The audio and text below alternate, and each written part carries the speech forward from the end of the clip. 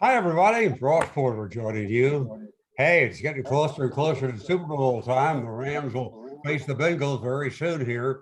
Have you ever seen as many exciting pro football playoff games as we've seen in the last couple of weeks? It's just been very, very exciting for all of us.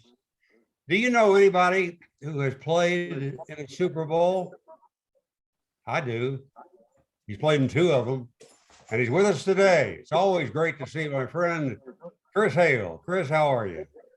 You know what? It's even equally as great to see you, Ross. And I give myself credit for three of them, not for two of them. All right.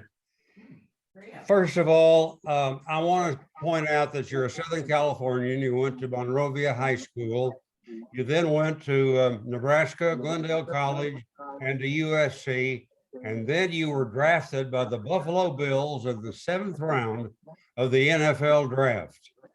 What is amazing to me, and I continue to marvel over this every time I think about you, you were 5 feet 7 inches tall, you weighed 164 pounds, and yet you played cornerback in the NFL and were in two Super Bowls.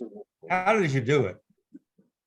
Well, a lot of hard work, and for any young kid that's listening to something like this, is never give up on your dreams.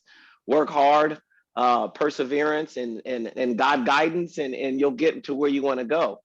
And so, obviously there's a little bit of luck involved, and the ability that God gave me to be able to play sports of any kind showed out when it needed to, and I was happy to be there. You were not always a big guy, and we'll show you everybody why we say that. Because here he is with his brother. Are you on the left or right there? I'm the one with the both arms up. Look at that. Look at that. Oh yeah, yeah. I got the same arm width now, I think. Do you? Yeah. But that's your older brother with you, huh? Yeah, my older brother Billy. All right. Were you always a cornerback? I, yes and no. When you're growing up, at the time when you're growing up, everybody's pretty much equal in size. I was a running back, and as I got older and wasn't gaining the size with everybody else, obviously they have to switch you to the outside. But I've always had that speed and the agility, so I was going to be either a wide receiver or running back, depending on what size I was going to get to as I was older. Did some coach say, "Okay, we're moving you to the defensive secondary"? Yeah. So I was a wide receiver and a defensive back all the way through high school, all the way through college, actually. And and so really it was a conscious choice of mine to become a defensive back rather than a wide receiver. And I think it was just the fact that I would rather hit people than to be hit. Yeah. I'll tell you, if you're a football fan watching this, you probably have the same reaction that I had, and that is this: at your height and your weight, how could you handle those taller receivers who might be 6 inches and 40 pounds heavier than you? So there's an art to it. As a defensive back, the one thing that I had a gift for was or a knack for was being in the right place at the right time. And so I think it's a lot of placement. So a lot of smaller guys are going to have trouble with big guys, but at the end of the day or at the end of the play, you've just got to be in the right position to be able to knock a ball away, to be able to tackle a guy, at the moment that, you need to make something happen. And that was one of the things that I had a knack for. And so, I also had a 42-inch vertical leap. So it wasn't that, a guy that was, 6 feet was going to do anything different than a guy that was 6'2". If you were a guy that was 6'2" or 6'3" and you had this ability, you were probably going to beat everybody anyway. Mm-hmm. So that was just kind of part of the scheme. And I think what frightened people when I was younger and or coming out of the draft was not the fact that I was, 5'7" coming out. It was the fact that I was 167 pounds. And so the raw ability, the girth is what I think hurts more than anything at that time. And at that time, I just couldn't gain a pound. I was just a small guy. And so just like anybody in any sport, like a Muggsy Bogues or a Spud Webb or anybody, you just make the best of what you have or what God has given you to work with. All right, so you get out of high school, you have a choice of where you want to go. You first go to Nebraska. Tell us about that experience. Yeah. So that's a really interesting story. And I don't know if I've shared this with you, Ross, but I went to Nebraska to run track. I wasn't going there to play football. I actually walked onto the football team. Wow. And the reason I walked onto the football team is I played well. My love was football in high school. Yeah. And so when the scouts would come to recruit the guys that we had in high school, they always overlooked me, even though I was an all-league player, an all-CIF player, state. I was third in state in the long jump, and I was in the state in 100 and all that stuff. They always overlooked me because of my size, and so I kind of had a chip on my shoulder anyway. And so when I went out to Nebraska and I ran track, I ran at the time it was called the Big 8, and I was in the Big 8 track and field indoor championships. And so, something happened to my phone. Hold on. I don't know how to get them off. There you go. Back. Okay. And so what I did was, I would watch their practice out at University of Nebraska. And if you remember at that time, they had won a national championship the year before that with Mike Rozier and Turner Gill and all those guys. Tom Osborne coaching. Yes. And so I would watch them practice, and I felt like they weren't as good as I was. And so I decided to walk on. And as I walked on to the team, they made me do a combine. And when they made me do the combine, I broke their school record in the vertical league while I was there, and I ran a 4.4 for them. And so they put me on a team, and I was about 4th on the depth chart, and I was just happy to be on the team. Yeah. And ends up, long story short, that I end up leading their team in interceptions by the end of the year. Wow. And I went there at about 2 or 3 games in, and I was still one of their best players. And so at the end of the year, I asked Coach Osborne for a scholarship in football. Yeah. And he said, we don't have any available. And I said, I'll sit and I'll work and I'll play. I just want to, be at the University of Nebraska. And he said, well, you have to register for your classes. And so go to the counselor and get yourself ready. And I went to the counselor, and she said, you owe $100 on your phone bill. And I said, okay. And she said, well, you got to pay it before you get your classes, because you can't get your classes. So I called my mother and I said, Mom, send me a ticket one way. I'm out of here. Ooh. And I actually gave up on sports altogether at that point because nobody was giving me the opportunity. And so when I went to Glendale colleges, and they had some fantastic coaches, Coach John Sakudo over there and Coach Jim Sartoris, and they're actually great friends with Andy Reid. And at the time, they were working a lot with Andy Reid because he's a Glendale guy. Yeah. And the first year I went in there, I quit the team. I said I didn't feel like playing anymore. I was done. There's enough. I can't play sports anymore. It's just enough is enough. Just too frustrating. And so then I decided the next year to play again. And Coach Sakudo was he said, Chris, we want you to be here. We welcome you to the club, but we have 2 more guys. One's going to Texas A&M, and one guy's going to San Diego State. They're very good corners. And I said, no problem, Coach. You put me in where you want me to be, and I'll work for you. And it ends up I'm an All-American. At the end of the year, I ended up being an All-American in junior college after 1 year. Wow. Yeah. And so that's when I was getting re-recruited again. Yeah. So, actually really recruited for the first time. Yeah. All right. How did USC come into the picture? So I got recruited, I went to Georgia on my recruiting trip. I went to Arizona State. Where else did I go? I tried to go to Hawaii, but they nixed that. I went to, a lot of the major schools, but USC was home. And I assumed, because of what I've went through in the past, that this was probably going to be the last time I played football. And so I said to myself, I'm going to go to the school that's closest to home, where my folks can come see me play every game. Yeah. And that was basically my decision. Yeah. and you wound up playing in 2 Rose Bowls. Yeah. I actually led and I believe because I led the Rose Bowl in tackles against Michigan. Wow. I had a great game against Michigan. Yeah. 1 or 2 plays away from really I had an outstanding senior year, and that's kind of basically what happens. You get noticed, and USC being on television a lot. And that was that picture right there is from the first Rose Bowl, because I was wearing number 24. Yeah. I was wearing 2 in the second Rose Bowl, so I switched numbers because I had Mark Carrier and Cleveland Coulter. Mark Carrier, the All-American who got drafted first round by Chicago Bears, was my safety, and Yeah. Cleveland Coulter was an All-American safety as well. And I had those guys in the backfield with me, helping me out. But we wore single-digit numbers, so Yeah. that was our big thing. But yeah, it was a lot of fun. I had a big-time senior year. Did well in the conference, and all of a sudden they're coming. Who was the other Rose Bowl game against? Michigan State. I played in the Rose Bowl game against 1988 against Michigan State. All right. Did SC win them both? We lost them both. Oh no. Listen, Ross, there's one thing that you have to know about me before this even continues, is the fact that I was in 2 Rose Bowl games. I was in 2 high school championship games. And I was in 3 Super Bowl games, and I've lost them all. No. Every single one. Wow. It was time to retire. It was time to retire then, wasn't it? Well, listen, I can get you there. I can get you some extra money.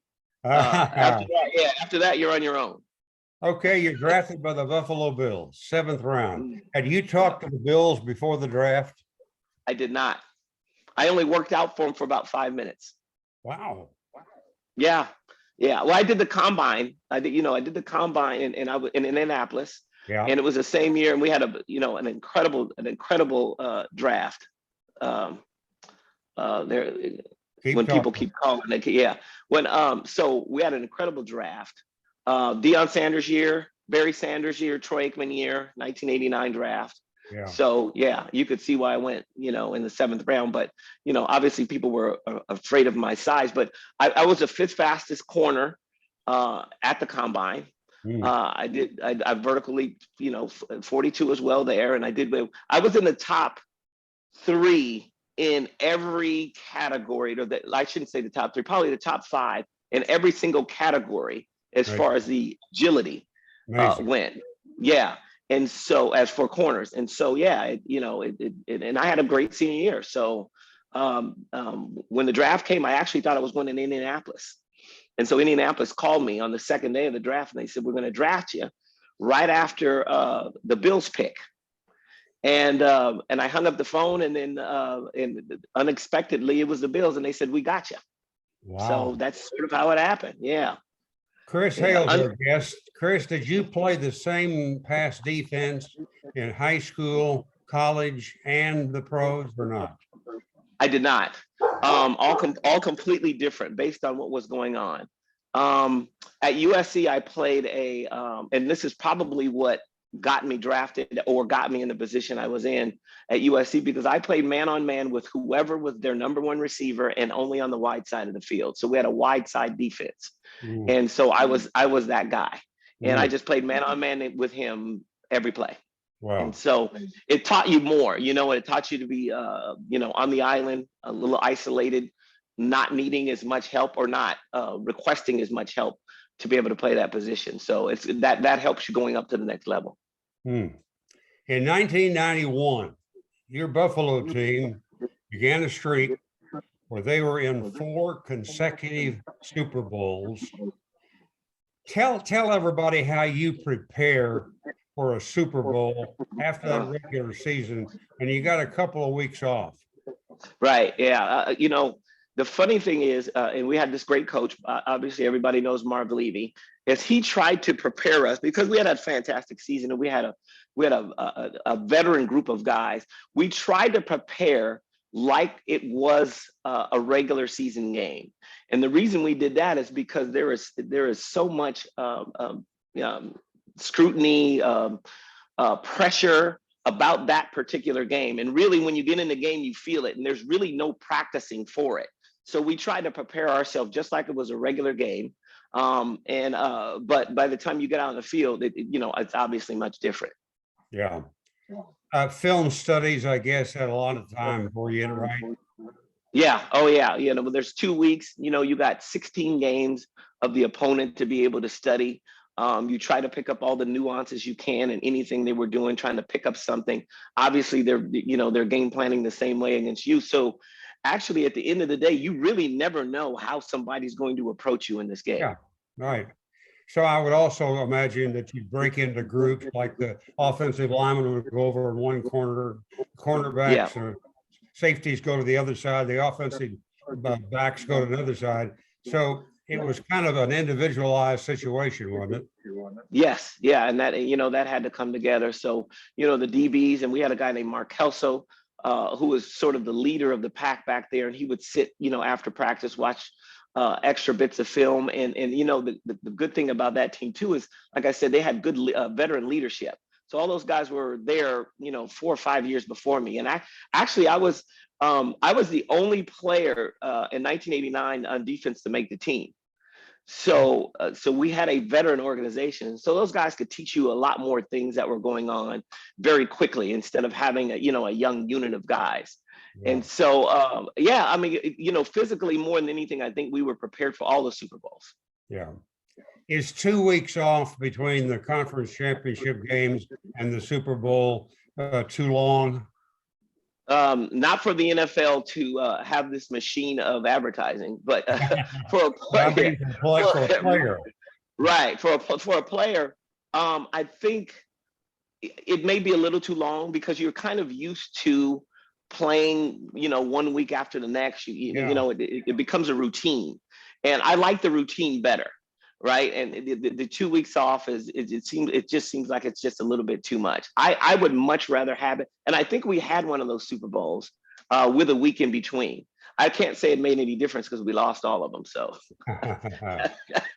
1991, the Bills lost a heartbreaker to the New York Giants 20-19. Scott Norwood missed a 47-yard field goal on the final play. Boy, that had to hurt. Yeah, it did, but it didn't. And here's what's funny. So there's a couple things.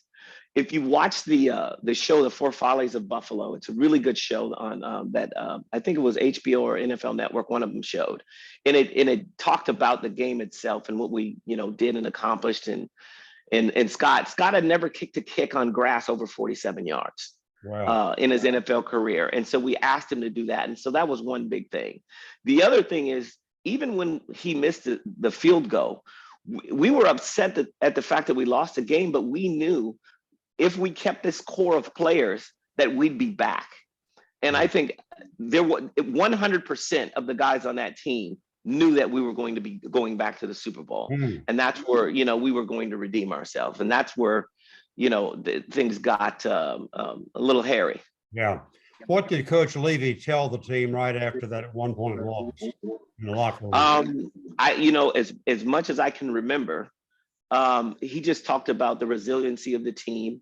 And I think he mentioned the fact that this is a team that was really good and that we'd be back. And there was there wasn't nobody cried. Nobody, we didn't feel bad about it. We were we gave it our all, and that's all you can do in a game like that. And I think that's what he relayed as well. But it was it was nothing that everybody thought that this was just this heartbreaking loss. We all just felt like, what, we'll get them the next time. And I'll bet you went over and you all patted Scott on the back and said, it's not your fault. Absolutely. Absolutely, 100%. There's 100 things that when you're in a game like that, every play is scrutinized and everything that you do is scrutinized. And there was 1,000 things that we could have done differently in that game, even to get him in the position to have a shorter field goal. The next year, the Washington Redskins were just too much for your Bills. You lost that ball game 37-24. What do you remember about that game? Yeah. So this was a very hot Washington team coming in. I almost want to call them Washington football team even at that time. They were hot. It's hard to beat a hot team. When you win at the end of the year and you just keep rolling, it's hard, via Tampa Bay last year. They got hot at the right time. And that Washington team was very, they were tough. Good defense, solid defense. They were prepared for our running game. Mark Rippon was as hot as they could come. No excuses for our team in that game, even with Thurman Thomas losing his helmet at the beginning, but it was a hot team. They played very, very well, and I couldn't take anything from them. Now, you were injured for the third game, right? No, I was injured for the first game. Okay. The third game I played in Pasadena against the Dallas Cowboys. Okay, and that wasn't a very happy day for you either. That wasn't a very happy day either. Yeah, we turned the ball over. I think we had 7 turnovers. We had the most in NFL history for the Super Bowl. And Wow. as well as I do, if you turn, and Emmitt Smith told me this too. He said something to the effect of, "Hey, we had 2 turnovers and you had 12. Who you think is going to win the game?" You're right about that. Yeah. That's So, right, that's right. yeah. And of course, they beat you 2 years in a row. Yeah. Marv Levy won 11 NFL playoff games, but his record in the Super Bowl was 0-4, and those are still, Chris, both records for both of those categories. But everybody tells me that Marv Levy is just a wonderful human being. Wonderful human being, fantastic coach, players coach. So he knew how to deal with players. I'm getting this right there, Ross, just to let you know. Yeah, okay. So fantastic human being. I saw him about 2 years ago or 3 years ago when I went back to Buffalo. And he's up there in age, he's about 97 years old, but still trucking and still giving you advice. Yeah. Fantastic man, fantastic coach all the way around. I guess you were out of football in 1993 when the Bills staged what is today still the greatest comeback in NFL history. They were down 32 points to Houston in the playoffs, 35-3 in the third quarter, and won the game in overtime, 41-38. Did you go see the game? Yeah, no, I was actually on the team. Were you? I was on the team with them. Yeah, I was on the team. And I'll tell you. So we had a great story about that. We had a linebacker named Marcus Patton. Went to UCLA, played in the league for about 12 years. And we both live in California, and we went in a halftime, and I got hurt in that game. And so did Jim Kelly. He got hurt in that game. Yeah. I think Cornelius Bennett as well got hurt in that game. So we had basically 3/4 of the squad that we had going to the Super Bowl that year. Wow. And with all those guys being hurt, especially Jim Kelly, I thought, this was over, and it was the halftime was what, 28-3. Yeah. And we went in the locker room, and I said to Marcus, I'm gonna start packing my bags tomorrow to get back to California because it was cold in Buffalo. And Marcus Patton said, we're gonna win this game. And I said, no, you're out of your mind, bro. This game's over. And he goes, no, I'm telling you, we're gonna win this game. And then Daryl Talley came in right behind me, and he said, I'm telling all of you right now, we're gonna win this game. This game ain't over. And we went out after halftime, and it was like a movie script. And so you're all fired up because of their speeches, and they take a interception back for another touchdown. So it's 35-3. And I'm like, oh, I'm done now. I'm trying to figure out how I'm going to ship my car back to California, not drive it. And all of a sudden, it started happening. Frank took over quarterback. Frank took over. Frank Wright took over as quarterback, and he couldn't miss. And by the fourth quarter, everybody had me. I was believing too, and it showed itself. Probably one of the funnest games I've ever been a part of. 38-38 after regulation. Yeah. Did you get the ball first in overtime? It was. We had different rules back then, I think. I'm pretty sure that you had to play the quarter out. And I don't think that we got the ball first. I'm not sure about that.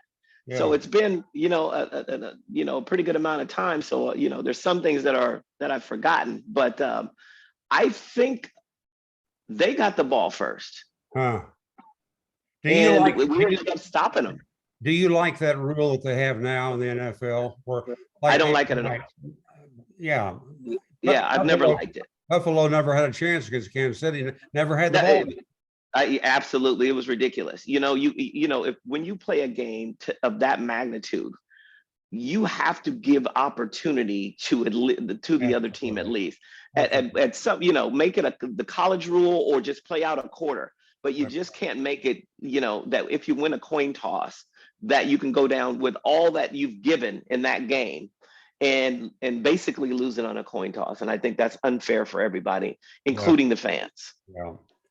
Chris Hale is spending time with us today, and he and I worked together on streaming high school football. And very, very often, Chris bailed me out on the air, and I want to thank you today for that. It was the other way around. I got to tell you something, Ross, and I've told you this before. I caught myself because I've listened to you since I was a young man, and on the Dodgers network, and I caught myself at times listening to you because I knew that voice from across the radio.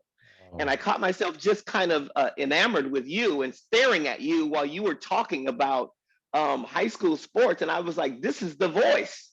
And I had to compose myself and get back into the football game instead of listening to you sometimes. Oh, that's very nice of you. Thank you.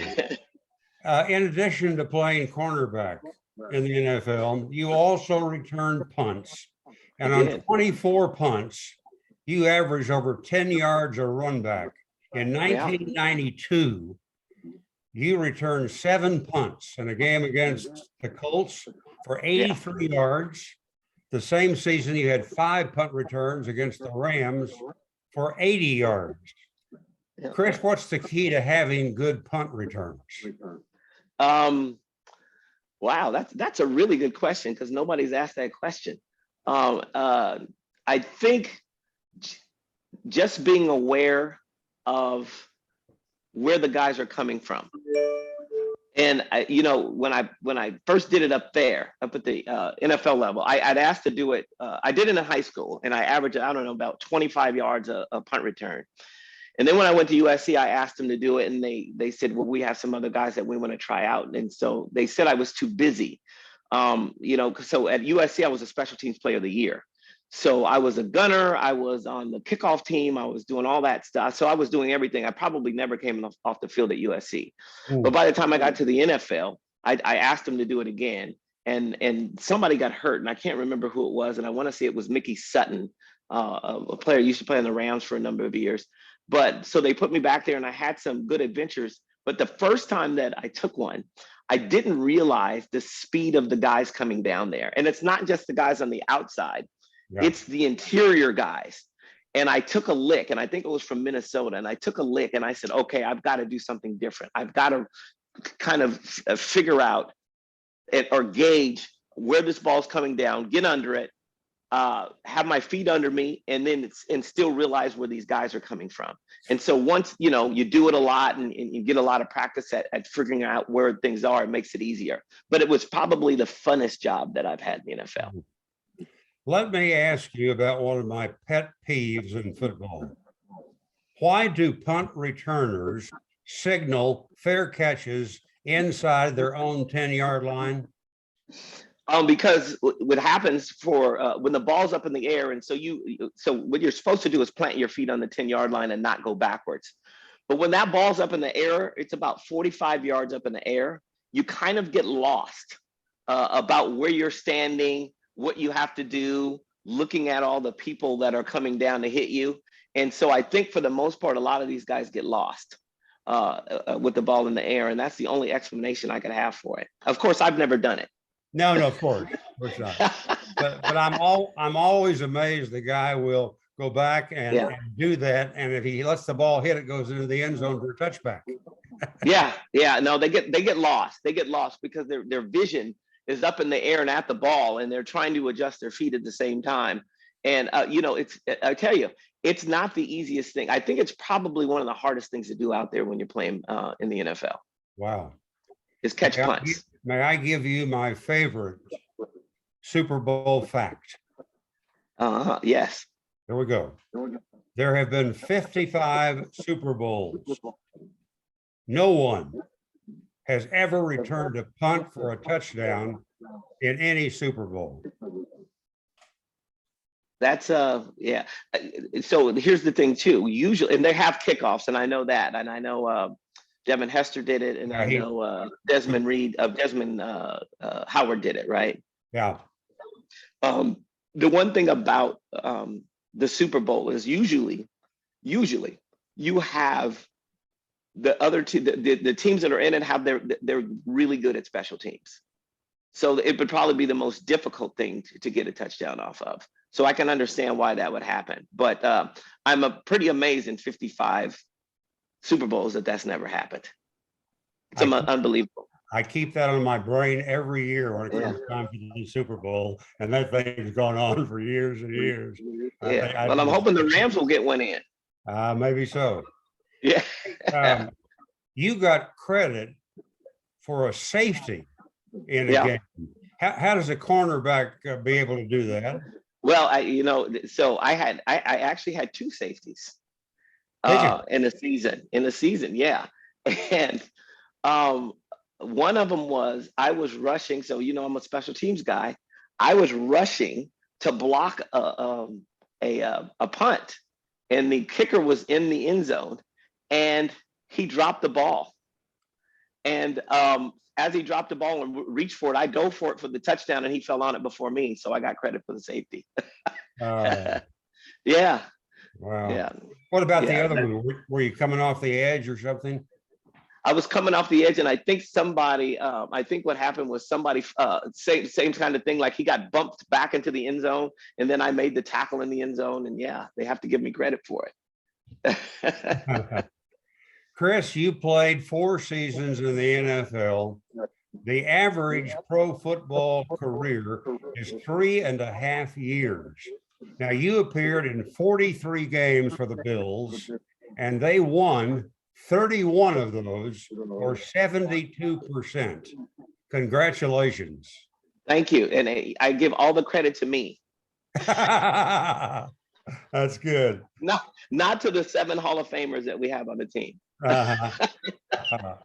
All right, let's turn to the current situation and talk about the playoff games we've seen in the last couple of weeks. Haven't they been sensational?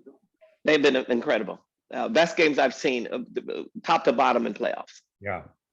That one weekend, 2 weekends ago, I think it was, 4 games, 3 decided on the last play on a field goal, and the other one, the overtime game.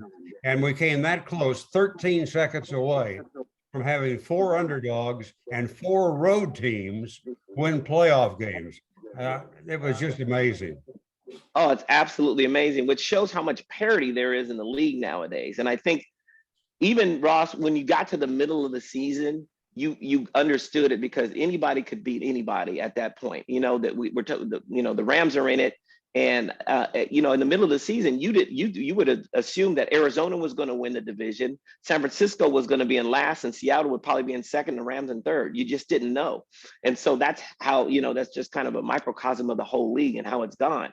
And I think that at any given time, anybody could win these games, and that's just the way it turned out. Were you pulling for the Bills to beat the Chiefs? They were ahead with 13 seconds left in the game. I went out to Kansas City. I went to the game in Kansas City. Yeah, I did. Me and a fellow ball player named running back named Christian Okoye, who was a decent running back. Kansas in the NFL. City. Yeah, so that's Azusa Pacific.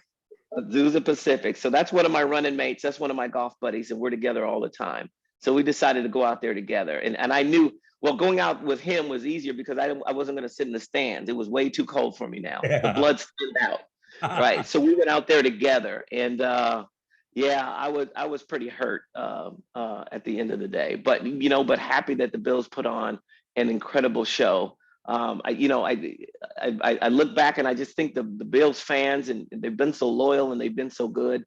At some point they deserve a Super Bowl, and I think that was just one of those opportunities that slipped away. Well, people smarter than me have said they should have squibbed the kickoff with 13 seconds to go, because some time would have run off and Kansas City would not have had enough time to win the game, but they kicked it to the end zone touchback, clock didn't move. And I guess they'll look back on that. But 13 seconds to go, Chris, you got to think, hey, this baby is over. Yeah, so the question would be, if you squib kick this ball, would it mess up the timing of the kickoff team? Because usually when somebody has a great return, it is when things are out of place. So if you naturally kick off a ball and it lands at the 1 yard line or in the end zone, the timing is right. I don't know how the timing would have been if they would have squibbed the ball. That's number one. Number two, I don't think that I think there's a whole bunch. I would have just played regular defense, because what happens is they got two big plays that put them in the position to get down there. So at some point, you got to rush the quarterback as usual, put the same amount of pressure on them, because the Bengals have the most sacks in the league. So put some pressure on him, not allow him to throw the ball down the field. You got, probably two plays of over, 20 yards, and that shouldn't happen. And so at that, I would say you got to stop somebody as well. So there's a lot of things that they could have done differently in that situation, not just squib kick the ball. I was looking at it after that game. They had Kansas City as a 7-point favorite in that game. And they said if Buffalo had won, Buffalo would have been a 7.5-point favorite over Cincinnati in Buffalo. And my thought was that half point must be because of they figured it was going to be very, very cold in Buffalo. Do you think? Yeah. Yeah. Well, so I've played in Cincinnati as well, and Cincinnati is about the same kind of temperature. The only thing is they don't have as much snow. So depending on, that weather was going to be a bit of a difference. The good thing about Cincinnati is they're used to it too. It's different when a team from San Francisco or the Raiders or somebody or the Rams go out to Buffalo. It's a whole different atmosphere at that point. But Cincinnati, they can handle it. Yeah. All right. How do you analyze the Rams-Bengals game in the Super Bowl? Mr. Chris Hale, who is the expert for this website on that game.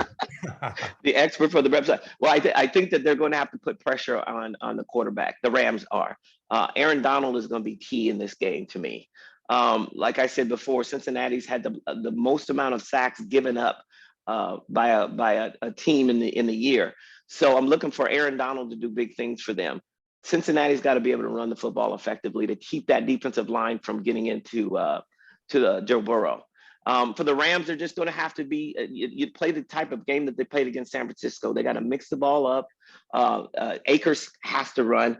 I really believe in games of this magnitude that you have to run the ball successfully and stop the run. And I got that from Marv Levy a long time ago. It's never been wrong, but the Rams have to mix it up. Stafford is definitely he's a good veteran quarterback. But I think the problem they had a few years ago when they were in the Super Bowl against the Patriots is they tried to throw the ball a little bit too much. So the running backs are the key in this game. Whoever runs the ball the best is going to win the game. Akers has got to be able to hold on to that ball too, doesn't he? Oh yeah. So he could have closed it out a couple of weeks ago against Tampa Bay. 2 big fumbles. He's got to be able to hold on to the ball. The turnovers, turnovers are everything. They trump everything. If you turn the ball over, you're going to lose. That is just it. Yeah. Joe Burrow has been sacked 51 times this year, and yet he has led the NFL in several categories. I think, 70% pass completions and average yards per pass. He's really been a terrific ball player, hasn't he? Oh, he's unbelievable. And he's a young kid. It's only his second year in the league. And basically, it's really his first year because he got hurt. Yeah. He blew out his knee, had to sit out a year. And so he is the future of the game. I love his style. He seems to be a good leader. A fantastic arm, but a good team around him. And it seems like that coaching staff has done a good job. And by the way, Cincinnati should be good. They've probably had one of the top 5 picks for the last 10, 15 years. They've been losing so much at Cincinnati. You're getting good draft picks, so they should be good by now. Well, that's one of the things about the Cincinnati team that is so impressive. 2 years ago, they won 2 games and lost 14. Last year, they won 4 games and lost 12. So they were the worst football team in the 32-team league a couple of years ago, and now they're in the Super Bowl. That is really fantastic. Incredible, incredible. Yeah. So their whole staff, and I can't just say it was the players, the staff putting together the game plans for them. They've done very well, and they've had timely. I mean, listen, what were they down last week? 21-3. What was that? Something like that. Yeah. And for them to come back off of that game against Kansas City in Kansas City was incredible. And so, yeah, my hat's off to them. They've done a good job, and they deserve to be there. They really got after Patrick Mahomes, didn't they, in the second half? Yeah. Yeah. And I think they made some mistakes as well. I think they should have ran the ball a little bit more. They stopped running the ball in the second half when they were up 21-3. Yeah. And when you stop running the ball and you just want to go to pass, it keeps time on the clock. People don't realize that. When you run the ball, it takes time off the clock. And at some point, you're going to run out of time. But when you keep passing the ball, it's 4 or 5 seconds all. And if you are going to have to punt, it's only 45 seconds gone, and you're giving the ball to the other team again. Yeah. Having been in that situation several times yourself, tell us how significant are the players' nerves before and during that Super Bowl game? Yeah, I was just talking about this the other day. It's enormous, because you feel like every little thing is going to be scrutinized, and you just don't want to make a mistake. There's a billion people watching, and as much as that you try to keep it out of your head, it's in your head. And so for a normal game, I think a good explanation would be it would take me about one hit or one play to get into the game, fully immersed into the game. But in the Super Bowl, it took me about a quarter, maybe sometimes a quarter and a half, because I felt like there was just so much pressure coming from everybody, or coming from the eyes that were watching the game. So it is a completely different game, and the intensity goes way up as well. You would think that you're at your max in a regular season game, but it's even more in a game like this. Chris Hale, 5 feet 7 inches, 164, although he said 167. Tough enough to play in several Super Bowl games as the cornerback. Remarkable. My friend, I thank you for your time. Thank you for your time. I appreciate you, Ross. And give my love to Lynn. Of course, she's my #1 porter. She's part of your fan club for sure. Thank you, Chris Hale. And I hope everybody enjoyed this as much as we did. You got it. Right. See you soon.